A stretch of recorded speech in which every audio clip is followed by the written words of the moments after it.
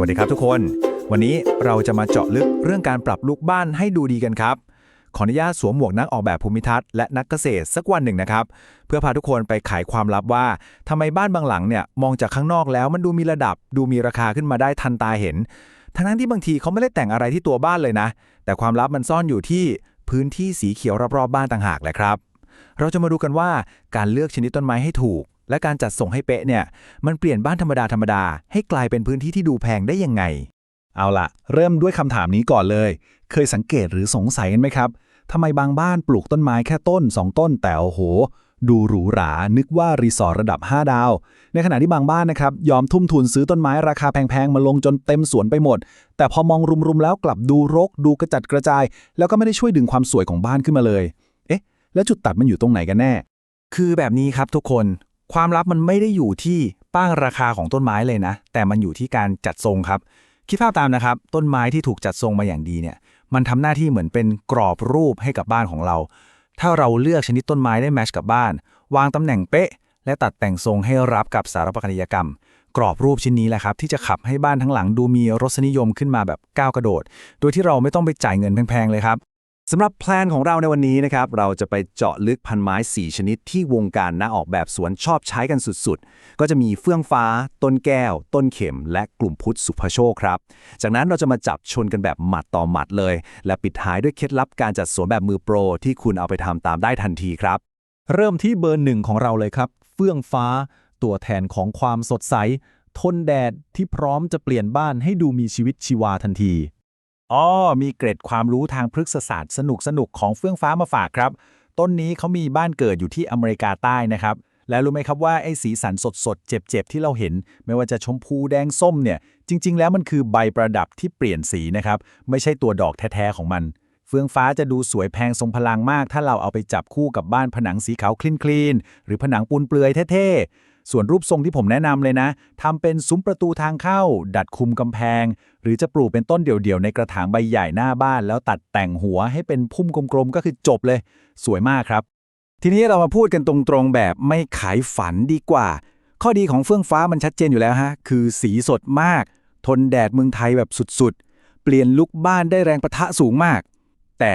ข้อเสียก็เอาเรื่องอยู่ครับ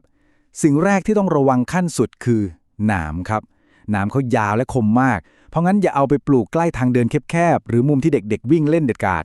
และอีกเรื่องคือเวลามันร่วงคุณจะต้องเจอกับภาระการกวาดที่มหาศาลครับถ้าปล่อยทิ้งไว้ให้กิ่งยาวเฟื้อยไม่ยอมคุมทรงจากบ้านหรูๆสไตล์รีสอร์ทมันจะกลายเป็นบ้านรกๆทันทีเลยนะครับสรุปสั้นๆสำหรับเฟื่องฟ้าเลยก็คือคุ้มค่าที่จะปลูกมากๆครับแต่มีข้อแม้ว่าพื้นที่ตรงนั้นแดดต้องจัดจริงจังและตัวคุณเองหรือคนสวนต้องพร้อมที่จะตัดแต่งทรงและขยันกวาดใบสม่ำเสมอถ้าคุณรับเงื่อนไขนี้ได้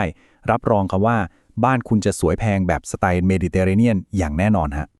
ไปต่อกันที่ต้นที่2ครับต้นแก้วตัวแทนของกลิ่นหอมแบบไทยๆที่ให้ลุคสุภาพและสะอาดตาสุดๆต้นแก้วเนี่ยเป็นไม้พุ่มที่มีเสน่ห์มากนะครับใบเขาจะสีเขียวสดแล้วก็เป็นมันเงามาพร้อมกับดอกสีขาวเล็กๆที่ส่งกลิ่นหอมหวานเย็นๆโชยไปได้ไกลเลยต้นแก้วอยู่คู่กับบ้านคนไทยมานานมากครับมันให้ฟีลลิ่งที่เป็นมิตรสุภาพคลีนเข้ากันได้ดีมากกับบ้านสไตล์ไทยร่วมสมัยหรือถ้าใครอยากทำแนวทางเดินเข้าบ้านต้นนี้เหมาะมากครับ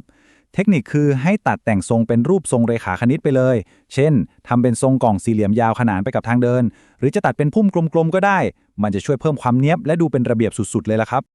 มาดูข้อดีข้อเสียของต้นแก้วกันบ้างข้อดีก็คือเรื่องกลิ่นหอมที่ดมแล้วผ่อนคลายกับใบที่ดูงามสะอาดตานี่แหละครับมันให้ความรู้สึกที่เรียบร้อยและมีรสนิยมแต่ข้อเสียของมันคือต้นแก้วเป็นไม้ที่โตไวใช้ได้เลยนะครับ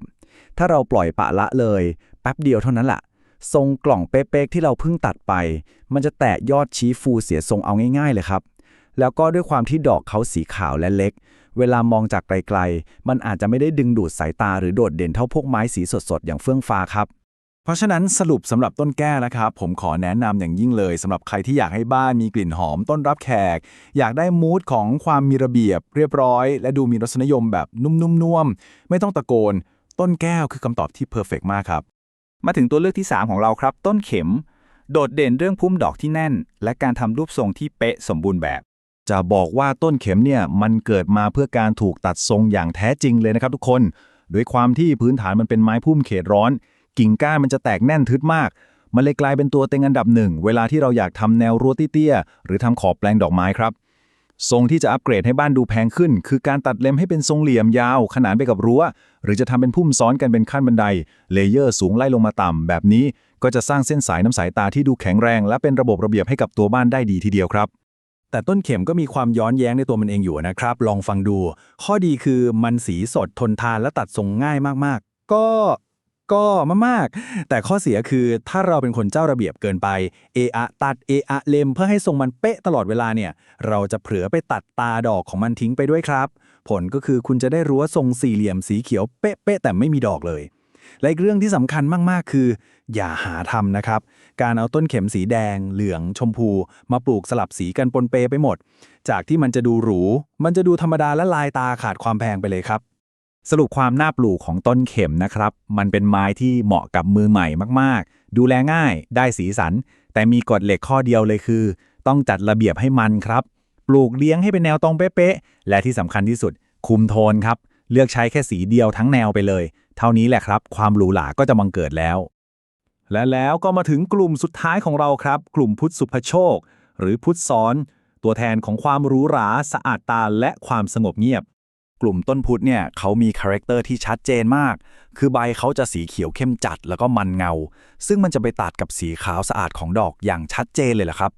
มันให้ความรู้สึกแบบ quiet luxury อะครับคือหรูหราแบบผู้ดีเงียบสงบไม่ต้องตะโกนเทคนิคการใช้งานที่ช่วยอัปเกรดบ้านให้ดูแพงทันทีเลยนะฮะคือการเอาพุทธที่ตัดแต่งเป็นทรงพุ่มกลมเป๊ะๆไปปลูกลงกระถางทรงสูงดีไซน์สวยๆสักหน่อยแล้วนำไปตั้งขนาบกันเป็นคู่ซ้ายขวาตรงหน้าประตูบ้านครับสัดส่วนที่สมมาตรแบบนี้แหละที่จะสร้างความโอ้อาต้อนรับคนมาเยือนได้อย่างยอดเยี่ยมเลยครับแต่เดี๋ยวก่อนครับเราต้องมาดูโลกแห่งความเป็นจริงกันด้วยถึงพุทธจะดูหรูหราขนาดนี้แต่แอบเอาแต่ใจนิดนึงนะฮะข้อดีคือความสวยหรูสะอาดหอมอย่างที่บอกไปแต่ข้อเสียหลักที่ทำให้หลายคนตกม้าตายคือมันเกลียดดินแฉะและน้ำขังสุดๆไปเลยครับถ้าระบบระบายน้ำในกระถางหรือในดินของคุณไม่ดีรากมันจะเริ่มมีปัญหาทันทีแล้วใบสีเขียวเข้มสวยๆเนี่ยจะทยอยเปลี่ยนเป็นสีเหลืองซีดซึ่งรับรองว่ามันจะทำลายความสวยงามและความดูแพงของสวนไปแบบกูไม่กลับเลยล่ะครับ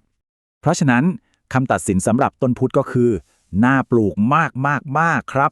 โดยเฉพาะคนที่ชอบสไตล์หรูหราแบบคลีนเพียงแต่คุณต้องสัญญากับตัวเองก่อนว่าจะให้ความสำคัญกับการเตรียมดินตั้งแต่ขั้นตอนแรกเลยดินต้องร่วนซุยและระบายน้ำได้ดีเยี่ยมแค่นี้ก็หมดปัญหาแล้วครับเอาละครับตอนนี้เราก็รู้จักต้นไม้จัดทรงทั้ง4กลุ่มกันไปแล้วทีนี้เรามาเข้าสู่ช่วงไฮไลท์กันครับคือการจับมาเปรียบเทียบกันให้เห็นภาพชัดๆพร้อมกับเคล็ดลับการจัดสวนแบบมือโปรครับสรุปรวบยอดให้ดูง่ายๆตามตารางนี้เลยนะครับลองถามใจตัวเองดูว่าเป้าหมายของเราคืออะไรถ้าอยากได้สีสันที่โดดเด่นกระแทกตาแดดแรงแค่ไหนก็ไม่หวั่นจัดเฟื่องฟ้าเลยครับถ้าโจทย์คืออยากได้กลิ่นหอมชวนฝันคลาสสิกแบบบ้านไทยสมัยก่อนต้นแก้วคือคำตอบครับแต่ถ้าใครมองหารั้วเตี้ยๆพุ่มดอกแน่นๆจัดทรงง่ายๆก็ไปที่ต้นเข็มและสุดท้ายถ้าชอบความเรียบหรูดูแพงสะอาดตาแบบนิ่งๆพุทธจะตอบโจทย์ที่สุดครับทีนี้ถ้าจะให้ผมในฐานะคนทำงานออกแบบสวนฟันธงลงไปตรงนี้เลยนะครับสมมุติว่าบ้านคุณมีแดดจัดและมีผนังสีขาวผมจะโหวตให้เฟื่องฟ้าแบบไม่ลังเลเลยครับเพราะเอฟเฟกต์ที่ได้มันคุ้มค่ามันเปลี่ยนมูดของบ้านได้ชัดและแรงที่สุดแต่ถ้าเกิดคุณอยู่บ้านสไตล์ไทยๆผมก็จะเชียร์ต้นแก้วครับ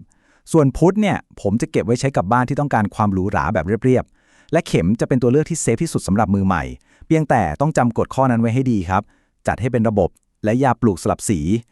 ก่อนจะจากกันไปนอกจากการเลือกชนิดต้นไม้แล้วผมขอแจกกฎเหล็ก6ข้อที่จะช่วยอัปเกรดสวนธรรมดาให้กลายเป็นสวนระดับมือโปรครับข้อแรกเลยเลือกกระถางให้สีและสไตล์แมทช์กับตัวบ้านนะครับข้อ2ความสมมาตรหรือการปลูกเป็นคู่ซ้ายขวามันสร้างความหรูหราได้เสมอฮะข้อ3จำกัดสีครับท่องไว้ว่ายิ่งใช้สีดอกไม้น้อยสวนยิ่งดูแพงข้อ4มันตัดแต่งรูปทรงให้ชัดเจนข้อ5อันนี้สำคัญนะต้องเว้นช่องไฟครับอย่าปลูกทุกอย่างยัดๆกันปล่อยให้ต้นไม้ได้มีสเปซให้โดดเด่นเหมือนงานศิลปะบ้างและข้อสุดท้ายที่หลายบ้านพลาดมากหาหินกรวดสวยๆหรือเปลือกไม้มาคุมโคนต้นไม้เพื่อปิดหน้าดินซะแค่นี้ความเนียบก็จะบังเกิดแล้วล่ะครับ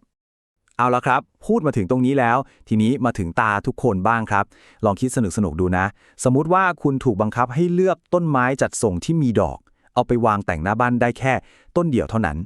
จาก4ตัวเลือกนี้คุณจะเลือกต้นไหนครับ ระหว่างเฟืองฟ้า ต้นแก้ว เข็ม หรือพุทธลองคอมเมนต์บอกเหตุผลกันมาหน่อยนะครับหรือใครมีประสบการณ์ปลูกต้นอื่นแล้วจัดทรงออกมาสวยเวอร์วังก็มาแชร์เป็นไอเดียให้เพื่อนๆได้เลยนะครับสำหรับวันนี้ขอบคุณทุกคนที่อยู่ด้วยกันจนจบหวังว่าจะเป็นประโยชน์นะครับแล้วพบกันใหม่ครับสวัสดีครับ